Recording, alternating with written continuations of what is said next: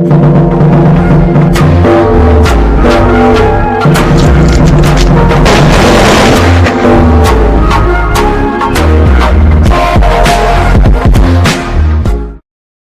दोस्तों, स्वागत करता हूं आपका अपने YouTube channel talent study point में।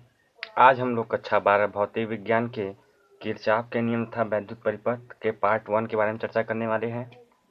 यह कुमार मित्तल की बुक से अध्याय 6 है और NCERT से यह अध्याय 3 है। आपका NCERT से यह क्या है, आपका अध्याय 3 है। यानी हम लोग का क्या है, किरचॉफ के नियम तथा वैद्युत फ्लक्स। इसके प्रीवियस वाले वीडियो में मैंने वैद्युत चालन चैप्टर पढ़ा दिया है। यदि आप उसको नहीं देखें तो मैंने डिस्क्रिप्शन में लिंक दे दिया है, आप वहां जाकर देख सकते हैं। और साथ ही साथ आप लोगों से एक रिक्वेस्ट है कि आप यदि हमारे चैनल पर नए हैं तो हमारे चैनल को सब्सक्राइब कर लीजिए और वीडियो को बिना स्किप किए एंड तक देखने के बाद अपने दोस्तों को भी शेयर कर दीजिएगा। इस चैप्टर में हम लोगों का किरचॉफ का नियम था वैद्युत परिपथ। तो हमको सबसे इम्पोर्टेंट बात इसमें आता है कि किरचॉफ का नियम क्या है। तो किरचॉफ का नियम इसके अगले वाले टॉपिक में है, यानी इसी वीडियो के अगले वाले टॉपिक में बताएंगे। पहले इसका हम थोड़ा सा बेस जान लेते हैं। किरचॉफ के नियम में बेसिक हमारा कहाँ से हेडिंग स्टार्ट होता है। तो हमारा किरचॉफ के नियम बेसिक हेडिंग स्टार्ट होता है वैद्युत सेल से, कि इलेक्ट्रिक सेल क्या होता है। चलिए, इसमें फर्स्ट हेडिंग हम लोग का है वैद्युत सेल। वैद्युत सेल, तो जब यहाँ पे बात आ गई कि वैद्युत सेल क्या होता है तो यहाँ पे चर्चा होगी कि वैद्युत सेल क्या होता है। देखिए, वैद्युत सेल का मतलब यह होता है, सेल मतलब समझिए कि लगभग मान लीजिए कि जिससे हमको एनर्जी मिलती है। एनर्जी मतलब जिसमें क्या, जिससे हमको क्या हो, करंट मिले। जिससे हमको करंट मिलेगा उसको हम लोग क्या कहेंगे कि सेल कहेंगे। सेल कहने का मतलब यह हुआ कि जैसे हम लोग क्या करते हैं, बल्ब जलाते हैं, तो ये हमारा किससे जलता है, सेल से जलता है। जो 5 वाला हम लोग बल्ब जलाते हैं बैटरी से, वो क्या होता है, हमारा सेल ही होता है। जैसे निप्पो का बैटरी हो गया, ये सब हमारा क्या है, ये सब सेल है। इवरेडी हो गया, ये सब हमारा क्या है, सेल है। इसी सबको हम लोग क्या कहते हैं, वैद्युत सेल कहते हैं। तो उसका जो मुख्य परिभाषा है, मेन उसका डिफिनीशन क्या है, उसको हम विद्युत सेल को हम लोग मेन डिफिनीशन क्या कहते हैं कि वैद्युत सेल एक ऐसी युक्ति है। क्या कहेंगे कि वैद्युत सेल एक ऐसी युक्ति है जो रासायनिक ऊर्जा को वैद्युत ऊर्जा में परिवर्तित करता है। क्या कहेंगे, रासायनिक ऊर्जा कहने का मतलब यह हुआ कि आप देखे होंगे कि जो निप्पो उप्पो का बैटरी होता है उसके अंदर कुछ कार्बन वार्बन इसमें सब भरा होता है। तो इसमें क्या होती है, रासायनिक क्रियाएं होती है। इसमें क्या होती है, रासायनिक क्रिया। तो इसमें जब रासायनिक क्रिया होती है तब इसमें जाके हमको क्या मिलता है, करंट यानी धारा। यानी क्या करता है यार, रासायनिक ऊर्जा किसमें परिवर्तित करता है, वैद्युत ऊर्जा में। यानी कहेंगे कि वैद्युत सेल एक ऐसी युक्ति है, लिख देते हैं इसको कि वैद्युत सेल, वैद्युत सेल एक ऐसी युक्ति है, ऐसी युक्ति है जो जो रासायनिक ऊर्जा को किसमें कन्वर्ट करेगा, विद्युत ऊर्जा में। जो रासायनिक ऊर्जा किसमें कन्वर्ट करे, वैद्युत ऊर्जा में। वैद्युत ऊर्जा में परिवर्तित करता है परिवर्तित करता है। यानी कि वह युक्ति है, जो वैद्युत सेल है वह युक्ति है, वह क्या करता है कि यह रासायनिक ऊर्जा किसमें कन्वर्ट करता है, वैद्युत ऊर्जा में। तो जो युक्ति रासायनिक ऊर्जा को वैद्युत ऊर्जा में कन्वर्ट करेगा उसको हम क्या कहेंगे, वैद्युत सेल कहेंगे। सो यहाँ से हम लोग एक नोट पॉइंट लिखेंगे कि सेलों के समायोजन को, सेलों के समायोजन को हम लोग क्या कहते हैं, बैटरी। सेलों के समायोजन को हम लोग क्या कहते हैं, बैटरी। सेल का सिंबल क्या होता है, इसका संकेत, सेल का संकेत क्या होता है, एक देखिए एक ऐसे तार रहेगा, एक बड़ा वाला तार रहेगा, एक टर्मिनल, एक क्या रहेगा, छोटा वाला। बड़ा वाला हमारा क्या रहता है, पॉजिटिव, और छोटा वाला क्या रहता है, निगेटिव। अब इसी को 3-4 ठो अगर हम इसमें जोड़ दें, देखिएगा, अगर हम इसी को 3-4 ठो इसमें क्या कर दें, हम लोग जोड़ दें, तो ये हमारा क्या हो जाएगा, देखिए ये हमारा क्या हो गया, बैटरी हो गया। इसका ये पॉजिटिव है और ये हमारा क्या है, निगेटिव। ये हमारा क्या है, बैटरी सिंबल हो गया, और ये हमारा क्या हो गया, सेल का सिंबल हो गया। यानी एक एक चीज रहेगा जिसमें इसको हम क्या कहेंगे, सेल कहेंगे। अगर दो, एक या एक से अधिक अगर सेल जुड़ेंगे तो उसको हम क्या कहेंगे, बैटरी का नाम देते हैं। अब जो हम लोगों का नेक्स्ट टॉपिक आता है वह होता है सेल का विद्युत वाहक बल, कि सेल का ईएमएफ किसे कहते हैं। सेल का विद्युत वाहक बल, सेल का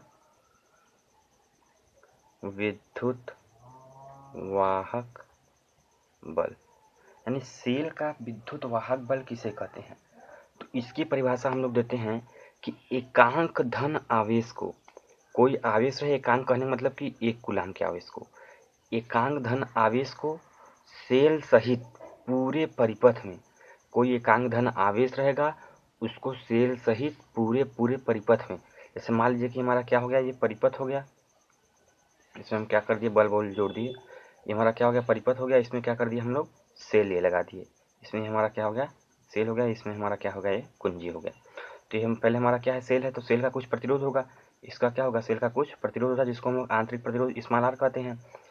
तो इसको कहने का यानी कि सेल का विद्युत वाहक बल क्या होता है कि एकांक धन आवेश को इस सेल सहित, यानी सेल के अंदरवा भी या सेल के बाहरवा भी, इसके अंदर भी और इसके बाहर भी, यानी एकांक धन आवेश को, एकांक आवेश को क्या कहेंगे, सेल सहित पूरे परिपथ में प्रवाहित करने में जो सेल से विद्युत ऊर्जा दी जाती है या सेल द्वारा दी गई ऊर्जा को हम लोग क्या कहते हैं, सेल का विद्युत वाहक बल कहते हैं।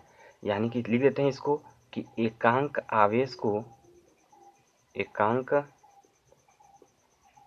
आवेश को सेल सहित, सेल सहित पूरे परिपथ में, पूरे परिपथ में प्रवाहित करने पर, प्रवाहित करने पर, प्रवाहित करने पर सेल द्वारा, सेल द्वारा दी गई ऊर्जा को हम लोग क्या कहते हैं, सेल का विद्युत वाहक बल कहते हैं, सेल का विद्युत वाहक बल कहते हैं,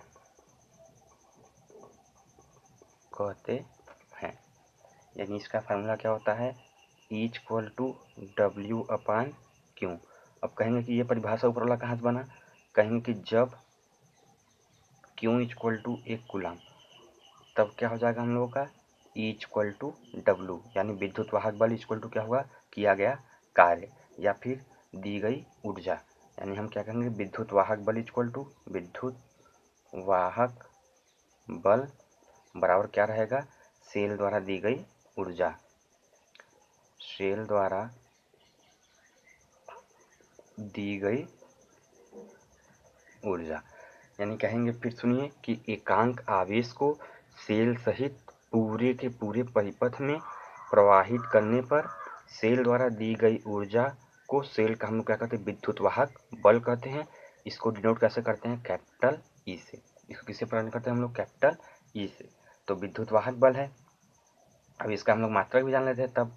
तो इसका मात्रक हम लोग निकालेंगे तो क्या होगा, देखिए W/Q, W का मात्रक क्या होगा, जूल हो जाएगा, और अपान Q मात्रक क्या हो जाएगा, कूलाम। तो इसका मात्रक क्या होगा, जूल प्रति कूलाम, या इसका एक प्रमुख मात्रक होता है उसको हम लोग क्या कहते हैं, वोल्ट।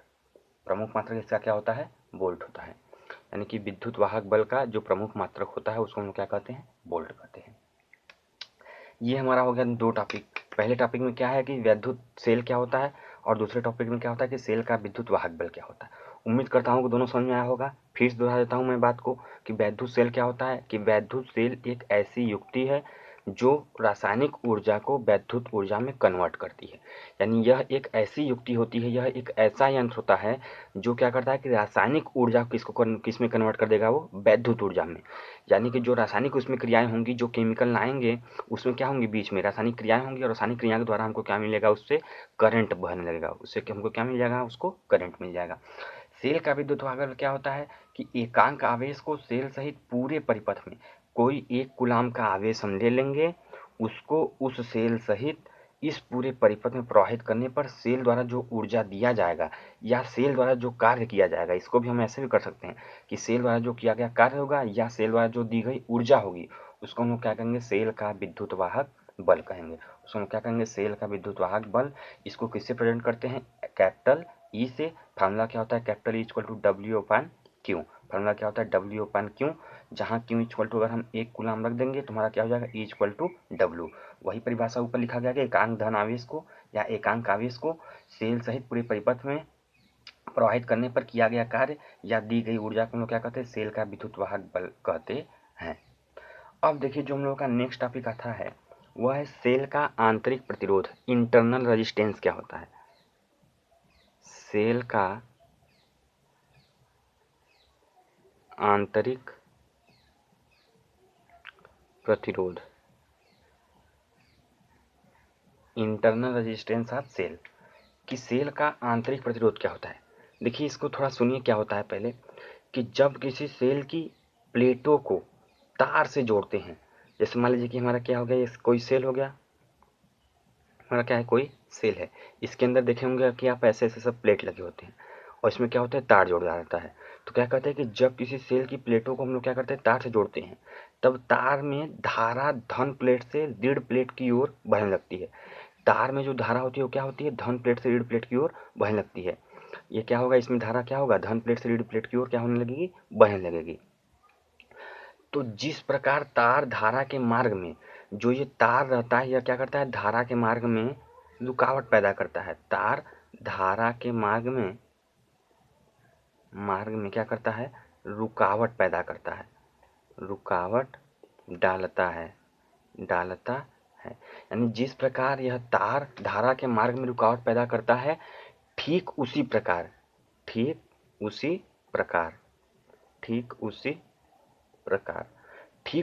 क्या होता है कि सेल का घोल भी जो होता है, ठीक उसी प्रकार सेल का घोल भी धारा के मार्ग में प्रतिरोध उत्पन्न करता है। क्या करता है, प्रतिरोध उत्पन्न करता है। क्या करता है, यह भी धारा के मार्ग में प्रतिरोध उत्पन्न करता है। और जब धारा के मार्ग में क्या करेगा, प्रतिरोध उत्पन्न करेगा, तो वही इसी को हम लोग क्या कहते हैं, यानी क्या कहेंगे कि सेल के घोल के इस प्रकार प्रतिरोध को क्या कहेंगे कि सेल के घोल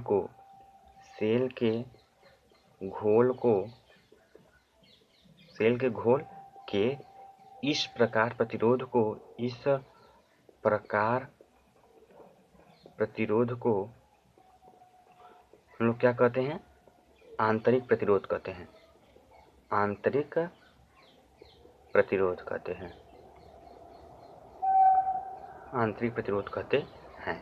आंतरिक प्रतिरोध नाम क्यों दिया जाता है, क्योंकि यह जो चीज होता है, ये क्या होता है, सेल के अंदर वाली बात है। ये जो पूरा घटना घटता है, ये क्या होता है, सेल के अंदर घटता है। जब सेल के अंदर घटेगा तो सेल के अंदर की धारा को हम लोग क्या कहेंगे, आंतरिक धारा कहेंगे। सेल के अंदर प्रतिरोध को हम लोग क्या कहेंगे, आंतरिक प्रतिरोध कहेंगे। परिभाषा क्या होगा कि जिस प्रकार इस सेल के बाहर जब हम लोग इसके प्लेट से एक धन एक क्या है हम लोगों का निगेटिव, क्या है पॉजिटिव टर्मिनल है, इन दोनों टर्मिनल को जब हम लोग क्या करते हैं, किसी वायर से जोड़ते हैं, तो जब वायर में धारा बहती है तो ये तार क्या करता है, इस धारा का क्या करता है, विरोध करता है प्रतिरोध के कारण। क्योंकि तार का क्या होता है, कुछ ना कुछ प्रतिरोध होता है, और जब प्रतिरोध हम लोग जानते हैं कि आर प्रोपोर्शनल एल होता है। जब आर प्रोपोर्शनल एल तो निश्चित है कि जब लंबाई बढ़ेगी, यानी ये क्या है, हमारा लंबाई है, तार है, तो तार बढ़ेगा तो उसकी प्रतिरोध भी क्या होगी, बढ़ेगी। तो उसी प्रकार ये सेल के बाहर का बात हो गया। तो सेल के अंदर क्या होता है कि जो सेल के अंदर जो घोल होते हैं, वह क्या करते हैं कि धारा के मार्ग में प्रतिरोध उत्पन्न करने लगते हैं। प्रतिरोध मतलब इसको हम लोग कहेंगे भूत प्रेत होते हैं। ये सब ऐसे समझिए कि भूत प्रेत होते हैं। अगर हम चलेंगे तो हमको ये सब डरवाएंगे, और जब डरवाएंगे तो हम लोग कांपने लगेंगे, और जब कांपने लगेंगे तो हम अपने रास्ते से क्या होंगे, डगमगा जाएंगे। और जब रास्ते से डगमगा जाएंगे तो उस रास्ते पे चलने में हमको क्या होगा, थोड़ा सा कठिनाई होगा। कठिनाई इसीलिए, इसमें कठिनाई किसको होता है, धारा को चलने में। और कठिनाई उत्पन्न कौन करता है, ये सेल का घोल करता है। तो यही जो सेल का घोल है, इसी सेल के घोल को हम लोग कहते हैं आंतरिक प्रतिरोध।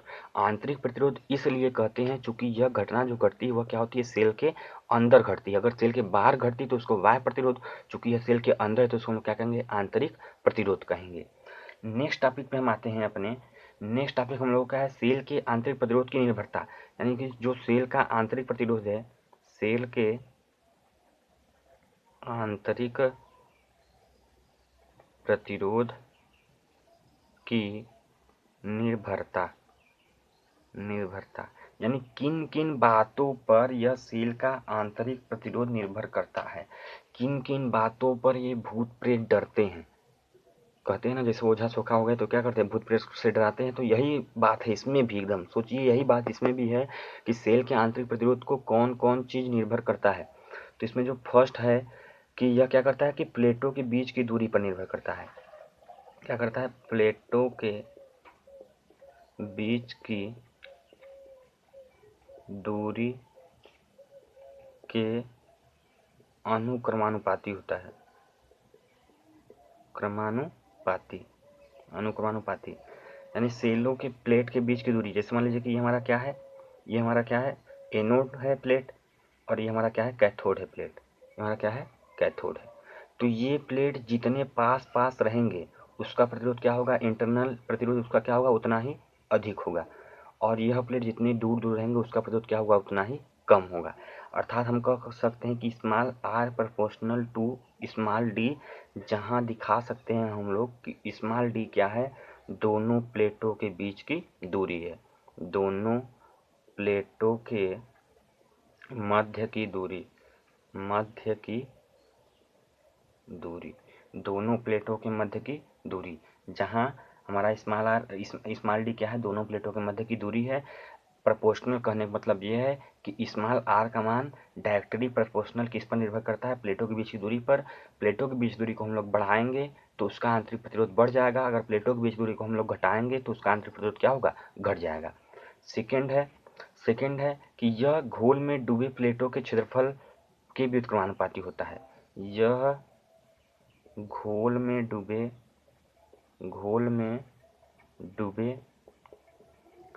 प्लेटों के क्षेत्रफल के व्युत्क्रमानुपाती होता है। यानी कि जो सेल का इंटरनल एनर्जी यानी इंटरनल रेजिस्टेंस होता है, यह प्लेटों में क्या कहता है, व्युत्क्रमानुपाती होता है, 1/a। दिखा सकते हैं हम लोग कि जहाँ ये क्या है, घोल में डूबे प्लेटों का क्षेत्रफल, है। कहेंगे कि जहाँ ये क्या है, घोल में डूबे प्लेटों का क्षेत्रफल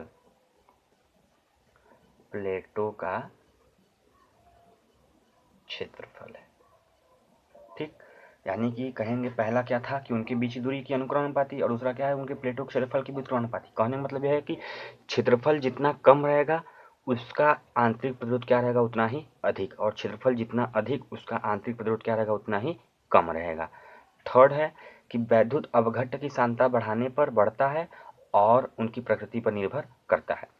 सांद्रता कहने का मतलब यह हुआ, सांद्रता बढ़ाने पर बढ़ता है, ऐसे समझिए, सांद्रता बढ़ाने पर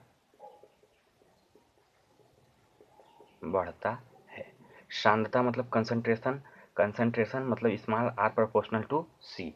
सांद्रता कहने का मतलब यह हुआ कि जैसे होता है तनु और सांद्र, मतलब जो हमारे उसमें अमोनियम क्लोराइड का जो विलयन मिलाएंगे, अगर उसकी मात्रा अधिक है तो उसकी मात्रा हम लोग क्या कर दे, सांद्रता उसकी अधिक कर दे, तो उसका आंतरिक प्रतिरोध स्मॉल आर भी क्या हो जाएगा, अधिक हो जाएगा। सांद्रता अधिक करेंगे तो उसका प्रतिरोध भी क्या हो जाएगा, बढ़ जाएगा। चौथा टॉपिक है इसका कि किस बात पर यह निर्भर करता है, यह वैद्युत अपघट्ट तथा प्लेटों के पदार्थ की प्रकृति पर निर्भर करता है। यानी यह क्या करता है कि वैद्युत अपघट्ट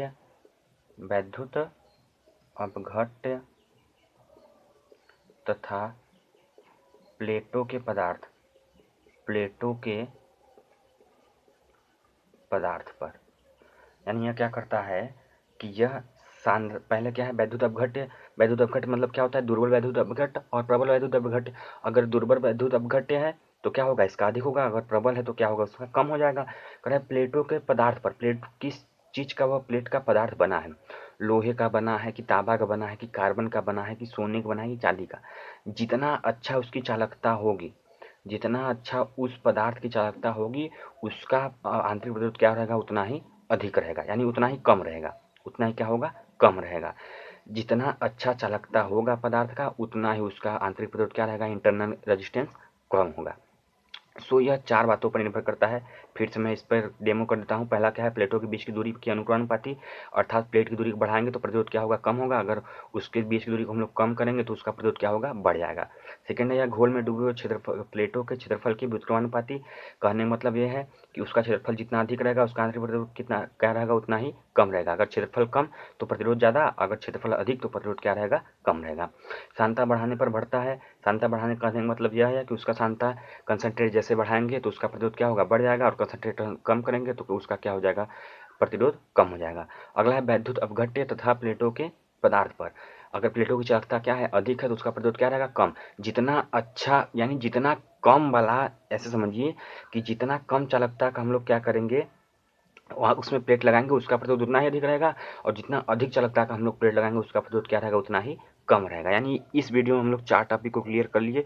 दोस्तों इसके नेक्स्ट वाला जो वीडियो आएगा उसको आप बिना स्किप किए देखना मत भूलिएगा, क्योंकि उस वीडियो में हम लोग किरचॉफ के नियम को सॉल्व करने वाला है, जो कि बोर्ड परीक्षा के दृष्टि से बहुत ही इंपॉर्टेंट है। तो दोस्तों उम्मीद करता हूँ कि आपको यह वीडियो पसंद आया होगा। यदि आपको यह वीडियो पसंद आया है तो हमारे चैनल को सब्सक्राइब कर लीजिए और साथ ही साथ बेल आइकन को भी दबा दीजिएगा, ताकि हमारे लेटेस्ट वीडियो का जो नोटिफिकेशन हो आप पर तुरंत पहुँचे और उसको तुरंत आप देख लें। और अपने दोस्तों को भी इस वीडियो को शेयर कर दीजिए, और मिलते हैं आपके सेकेंड यानी लेक्चर नंबर 2 में। तब तक के लिए धन्यवाद।